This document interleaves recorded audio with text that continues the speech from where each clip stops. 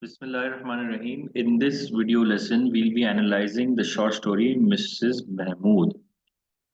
Okay, so the protagonist, Mr. Mahmood, lives with his wife, Isabel, who does not appear as a central character in the story. However, she remains the focus. The constant rumbling of the trains beneath their home becomes comforting and familiar sound for Mr. Mahmood, making him unable to live in a quiet place anymore. Therefore, he is a stickler for predictability, shown by the fact that he cannot live in a quiet place. And one example of it is in these words which were stated by him. I lie awake at night waiting for another train to pass, comforting somehow. So he was because he was a stickler to predictability. So he wanted to know that what is going to happen next. He wanted to be in control of things. And this shows the importance of a schedule in settling down. It also may be that the external noise of the train it contemplates his own confused thoughts and regress. It somehow suppresses his internal noise or his confusing thoughts or regrets. Yeah, but it is synchronized with his external noise and thoughts and regrets. Mr. Mahmood's shop is noisy and hectic, just like his home. He takes pride in maintaining a clean and orderly shop and has a keen eye for detail. As the shop's manager, he values understanding and interaction with customers over focusing solely on business matters. His need for the perfection of his display in order to make customer understanding of his store perfect shows how he himself wants to be understood. Furthermore, it again shows how he likes predictability and order. He is unwilling to step outside his comfort zone and needs to know the end of each and every action before he starts that. In fact, the act of keeping the shop clean was in a way healing for him, since, as he says, that the mundaneness of the task allowed him to run on autopilot. It is slightly ironic that he projects his desire of predictability onto his shop because his own life did not turn out to be as predictable enough. He did not become a runner as or like he wanted to become. This regret over not becoming a runner is shown in many ways throughout this story. It is stated that I can free my mind to concentrate. So, and his expertise in running is shown by how he is familiar with the shoes. As I said previously, that the regret of not becoming a runner is shown in many ways. The example which I stated is that I can free my mind to concentrate. Yani कि his mind was never free. He could not concentrate. He could not focus. Why? Because there was always a looming regret in his mind. Then later on, his expertise in running is shown by how he is familiar with the shoes. Again, he projects his desires onto his customers. What does he say? He says that I want to work with people who know what they want. And he's jealous of the customer who moves like a gazelle, wishing it could be him because he was an athlete. He used to move like a gazelle, very move and fast and agile. One day, a young boy comes into the shop with a friend who acts as a thief.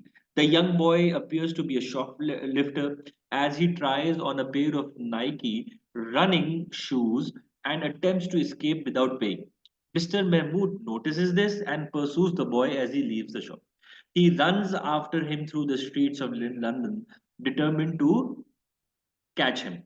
As Mr. Mahmood chases the young shoplifter, memories of his past resurface. He recalls his youth and athletic abilities, reflecting on a time when he was a promising athlete with high hopes of winning gold medals. However, the pressure to succeed and fear of failure caused him to give up on his dreams, leading to a sense of regret and unfulfilled potential. The pursuit of the young boy becomes more than just capturing a thief. It becomes a symbol of Mr. Mahmood's desire to confront his past and overcome his fears of failure. He pushes himself, running with the determination and feeling a sense of excitement in the process. The boy eventually gives up, and Mr. Mahmood returns to the shop with a sense of accomplishment. Everyone is amazed by his physical fitness even at his age. Back in his youth, he did not know how to handle unpredictable stress, getting butterflies in his stomach upon the sight of unexpected competition. He was a proud man, an arrogant person, an insecure person. He could not handle failure or the pressure of thinking that he might fail, dropping the sport because of failing one event. Because of this failure, because of this pressure, because of this attitude of not being able to handle the pressure, he dropped the sport just because he failed in one event, because he could not control his life, because the life started becoming unpredictable, the competition started becoming unpredictable. He was obsessive and wanted things his way. Again, prediction, he wanted things to be predictable, giving up if he did not get what he wanted. This obsession, because of this obsession, he used to give up whatever the things he could not get, even though he wanted them. So the boy is perhaps the boy which he got is actually or just like the antithesis, completely opposite to Mr. Mahmood. His intentions did not change in the slightest, even due to the failure. He perhaps even expected failing. Still, he went on to do what he wanted to do. In fact, he didn't even cringe at the prospect of getting hit or getting caught, showing that he was no stranger to abuse. He was angry at this boy because of this scenario, because of this feature, these characteristics within that boy. Mr. Mahmood becomes angry at this boy, but he controls himself. This anger was the one against himself and his past actions. And he hated that someone was able to shut off emotions like he could not. He could not do that. How could the boy present did that? Now, not wanting to face the reality staring at him, the stress of dealing with the boy, and the fact that as he was still physically fit, there was a chance that he could have advanced his running career all those years ago. Mr. Mahmood decides to leave the store. Despite taking the day off, he still needed activities to take his mind off the manifestation of his childhood anxiety, thus indulging himself in alcohol and music. These substances also used to hide his anger issues. These issues are seen occasionally when he snaps or yells at his wife, such as to turn the music up or keep her eyes on the road. He is angry at the rudeness of the boy, wishing that he had these traits. He had these traits when he was younger that allowed him to move on with his life. On the other hand, his wife is a disciplinarian, living by principle. His wife is quite healing for him. He is extremely dependent on her, seen in the fact that the story is named after her. Even though he is emotionally unavailable and occasionally rude to her, she still remains loyal to him and provides an ear to all of his problems. She is also extremely understanding of him, understanding that something was off with one look at his demeanor. She makes sure he is safe too, helping him manage his emotions and preventing him from driving when drunk. However, they are both very different people.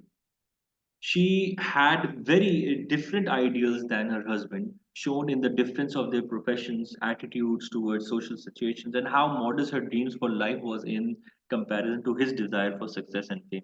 She also manages herself different socially than him, being much more introverted. Mr. Mahmood's wife Isabel comforts him, acknowledging that theft is something one must get used to in their line of work. This triggers a moment of reflection for Mr. Mahmood, where he contemplates his life choices and relationship with Isabel. This brings us to the resolution.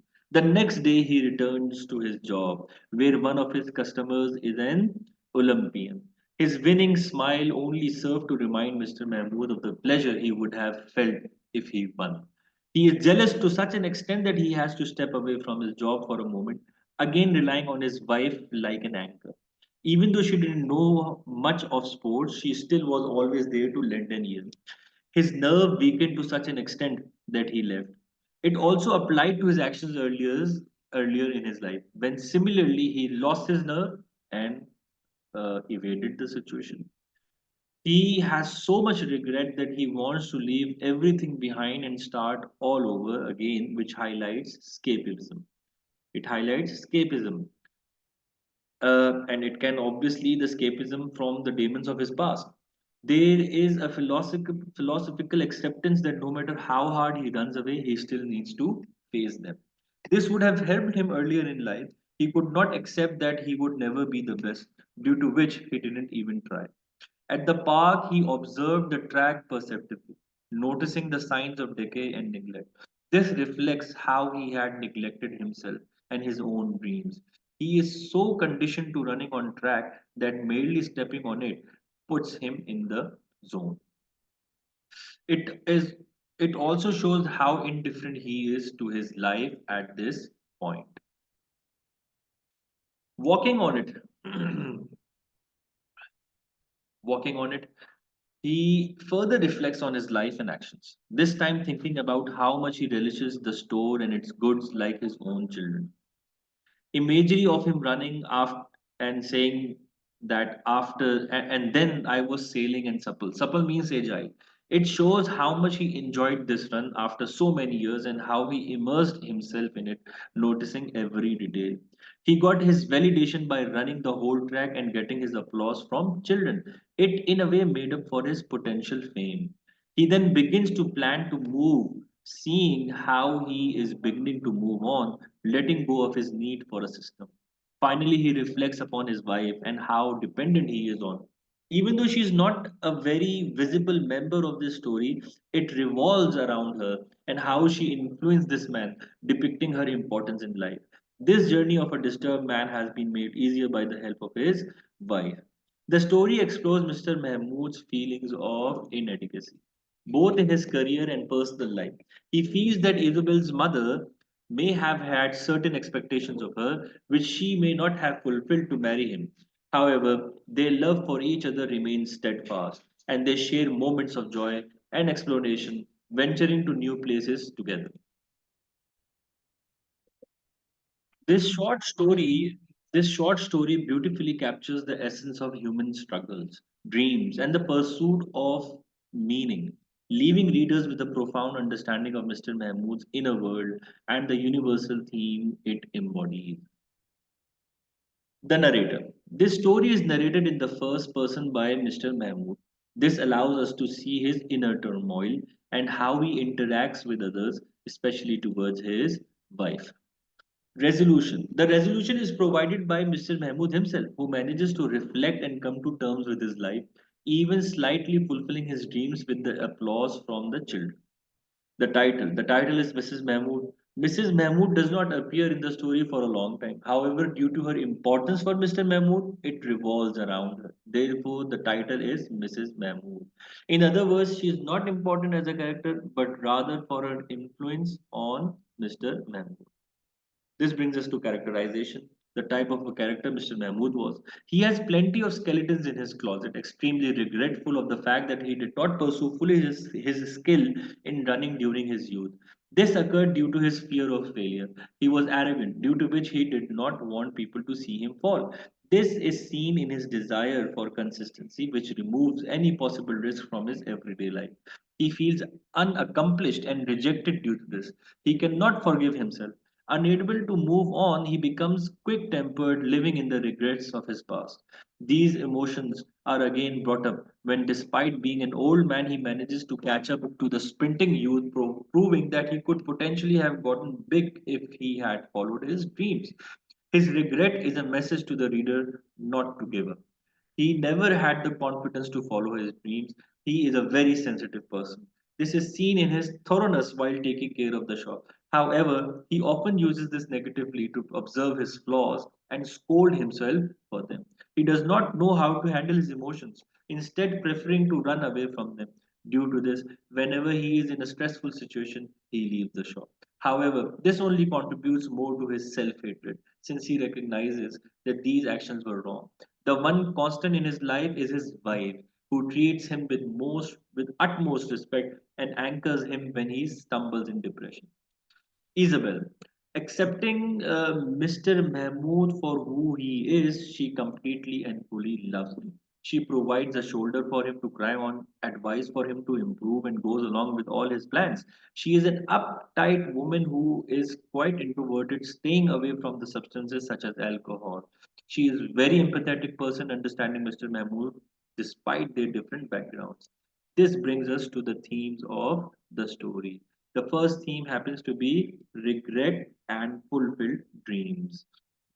Regret and unfulfilled dreams. One of the central themes of the story is regret and unfulfilled dreams. Mr. Mahmood, the protagonist, used to be an athlete in his youth, breaking country records and dreaming of success. However, his dreams remained unfulfilled, and he now carries a sense of regret for not achieving what he once aspired to. This theme is a poignant exploration of how past decisions and missed opportunities can impact one's present and shape feelings of inadequacy and longing. Second theme is love and connection. Throughout the narrative, Mr. Mahmood undergoes a journey of self discovery. The relationship between Mr. Mahmood and his wife, Isabel, is an essential aspect of the story. Their loving and supportive bond serves as a contrast to Mr. Mahmood's past regrets and fears. Isabel's presence provides Mr. Mahmood with emotional grounding and stability, emphasizing the significance of meaningful connections in navigating life's challenges. Next theme is urban life and isolation. The setting of the story in London and the mention of living above an underground train line contribute to the theme of urban life and its isolation. The bustling cityscape, noise, and the constant movement reflect Mr. Mahmood's preference for a busy, active environment, seemingly compensating for a fear of silence and stillness. This theme highlights how urban life can both provide comfort and intensify feelings of isolation and disconnection. As the story progresses, Mr. Mahmood's pursuit of the theme and subsequent introspection leads to a moment of acceptance and contentment. He acknowledges his past regrets and the inevitability of certain life choices, finding a measure of peace within himself. Then let us move on to the literary devices. The first happens to be imagery. The author uses vivid imagery to paint a picture of settings and scenes, engaging the reader's senses and creating a more immersive reading experience. For instance, the descriptions of the 625 rumbled beneath our heads, 625 being the number of the train, the dim, then the distant thrum of carriages carrying other people as well, and warm milky sea. All of these evoke distinct visual and sensory images. And then Mr. Mahmood's final run also serves as an imagery. Next one is foreshadowing. The author employs foreshadowing to hint at future events or developments in the story. One example of foreshadowing is when Mr. Mahmood mentions his tolerance for tranquility being gone, implying that something disruptive or unexpected might happen in the future. The next one is repetition. The repetition of certain phrases or ideas, such as Mr. Mahmood's emphasis on maintaining order and cleanliness in the shop or his desire to see customers try on shoes, reinforces his character traits and values. And then symbolism. The well kept shop represents Mr. Mahmood's need for order, and moving to a different place represents moving on. With this, let us end the analysis of this short story. If you've got any questions, please feel free to ask. Jazakallah.